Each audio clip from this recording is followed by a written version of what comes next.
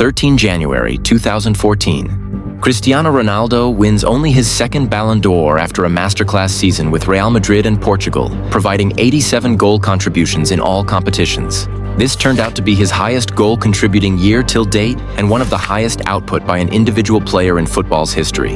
This massively helped his team in competitions as, collectively, he won 0 trophies. Oh. You see, there is a belief among football fans that the 2013 Ballon d'Or was one of football's biggest robberies because the person who took third place supposedly had a better season than the person who took first. The argument is, the winner had 0 trophies and the second runner-up had 5. So how then did the winner win the award? Well, I've got a question to ask. Why doesn't anybody ever talk about the person in second place? Like, is it logical to say someone who got third place should leap 2 places to snatch the award from a person in first place? I mean, if his season was so much better than the first, why did he get third and not second? Why not at least argue about how he was better than the second person first instead of just shooting from third place to first? Well, why don't we break down the individual seasons of the 2013 Ballon d'Or finalists then and see how that argument holds up? The 3-man shortlist for that year's Ballon d'Or was Cristiano Ronaldo for Real Madrid and Portugal, Lionel Messi for Barcelona and Argentina, and Franck Ribéry for Bayern Munich and France. Now, before we begin breaking down their seasons, you need to understand the criteria for the 2013 Ballon d'Or.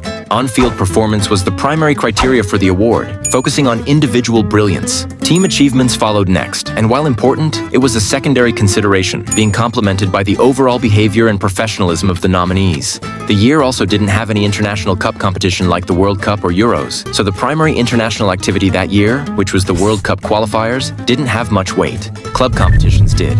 Another thing you have to understand is that for 65 years, that is since its inception in 1956 up until 2021, the Ballon d'Or was based on an individual's performance in a calendar year. Not individual season, but calendar year. That is from January to December. That is why the award then was conducted in January of the following year. Get it? 2013 Ballon d'Or in 2014? This was only changed in 2022 to align with the European football season from August to July, and now the award holds in September. This means the seasons of focus for the Ballon d'Or year in question is the end of the 12-13 season and the beginning of 13-14 season. Now, the breakdown. Let's start with the man that nobody ever argues about regarding his final position in the Ballon d'Or shortlist, Messi. In 2013, Messi scored 45 goals and provided 16 assists, crucially helping his team to the La Liga and Spanish Super Cup trophies. He also led Argentina to first position in their World Cup qualifying campaign. Messi set an insane scoring record this year as well. From November of 2012 till May of 2013, Messi scored in every game he played, setting the record for the most consecutive games a player has scored in, with 21, a record till this day. And though this year for him was plagued with injuries, he still managed to win the Golden Shoe for the 12-13 season, the Pichichi Trophy for the 12-13 season, and the Best Player Award for his 12-13 La Liga campaign. Messi was also the most disciplined of the 3, accumulating only 3 yellow cards that year. Now, the unstoppable force, Cristiano Ronaldo. 0 major trophies. He did win the Spanish Super Cup for the 12-13 season though, but because he won it in August of 2012 and not in 2013, he still won nothing. But he didn't do nothing. Individually, he was undoubtedly the best that calendar year. 8 hat-tricks, 69 goals, 18 assists, top scorer in La Liga, most goals in UCL, he was leading the charge. But at the end of the day, football is not a one-man sport, and even with all his brilliance, it didn't translate to team wins in crucial matches. He did win the Trofeo Alfredo Di Stefano award, which recognized him as the best player in La Liga, but this was awarded by Spanish newspaper Marca, not La Liga's official body, so I don't know how influential that was to his Ballon d'Or win. One thing, however, that many fans of the sport believe and say definitely influenced his Ballon d'Or triumph was his World Cup qualifying campaign, where he famously scored all 4 goals to send Portugal to the World Cup, humbling Zlatan Ibrahimovic in the process. Ronaldo and his Portuguese compatriot Figo are the only players this century and 2 of only 5 players in the entirety of football's history to win the Ballon d'Or without a single team trophy. Lastly, CR7 was the most aggressive of the 3, accumulating 13 yellow cards and 1 red.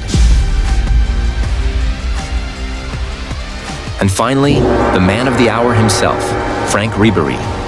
Bundesliga, Champions League, DFB Pokal, Club World Cup, UEFA Super Cup, champion in all.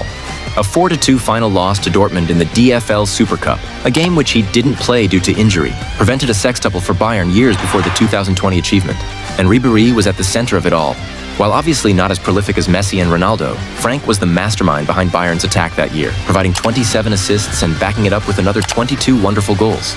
He was the highest assist provider in the Bundesliga that year, winning the MVP for that league campaign, as well as winning the Best Player award in both the Champions League and Club World Cup that year. Franck, at the heart of his team, was unbeatable. He was the middle ground of the three in terms of discipline, accumulating 8 yellows only.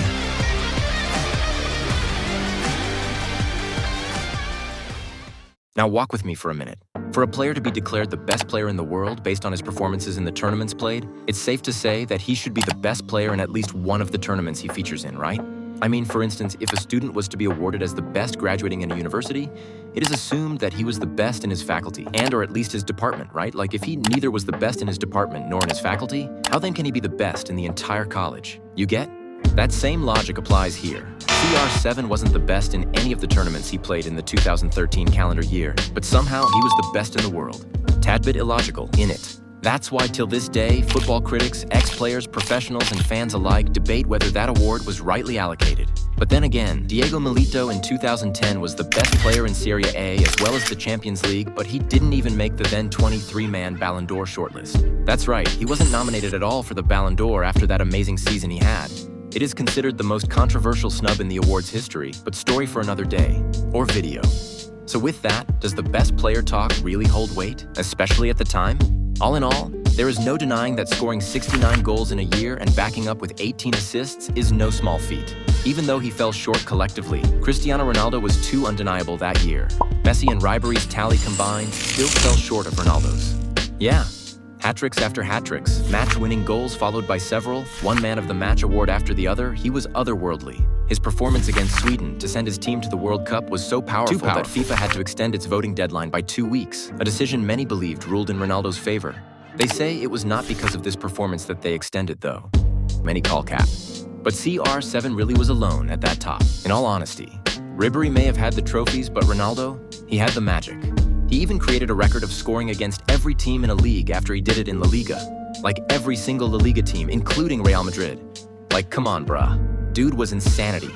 Regardless, winning a quintuple and being the best player in 3 of the tournaments should have given Ribery a better placing than 3rd. It just goes to show that the emphasis for voters in 2013 on the world's best player was more on the performance of the individual, not the performance of his team. That is why even Messi, according to them, had a better season individually than Ribery, even though he won less trophies. I mean, Julian Alvarez won 6 trophies in the 2022-23 season, including the World Cup, I might add, and still ended up 7th in the final rankings. So what do you have to say about that then? At the end, the award is based on voting, which is highly susceptible to opinions and potentially biases. Let me just leave this screenshot on here for a bit. And one last piece of side note, 2013 is not 2026. Back then, the evaluation of other metrics like dribbles, passes, and chance creation was just beginning to emerge. So many journalists and voters relied heavily on goals and assists as the determinants for individual brilliance. But regardless, here are the players' stats for these other metrics for the calendar year. It clearly shows Ribery was the most creative of the 3 that year. But goals win games, and scoring 69 while still holding your own creatively probably gave CR7 the edge. Done? Okay. So, with all that, what do you think? Did CR7 deserve his 2013 Ballon d'Or for his prolific, unstoppable year? Or should it have been Ribery, who simply seemed unbeatable, who really deserved the first position? Or better still, should Ribery have been 3rd in the first place? Maybe that should have been Messi? Did Messi deserve his 2nd place? What would your own 2013 Ballon d'Or 3-man shortlist look like? Provide in the comments. And just maybe hopefully the Ballon d'Or regains its credibility.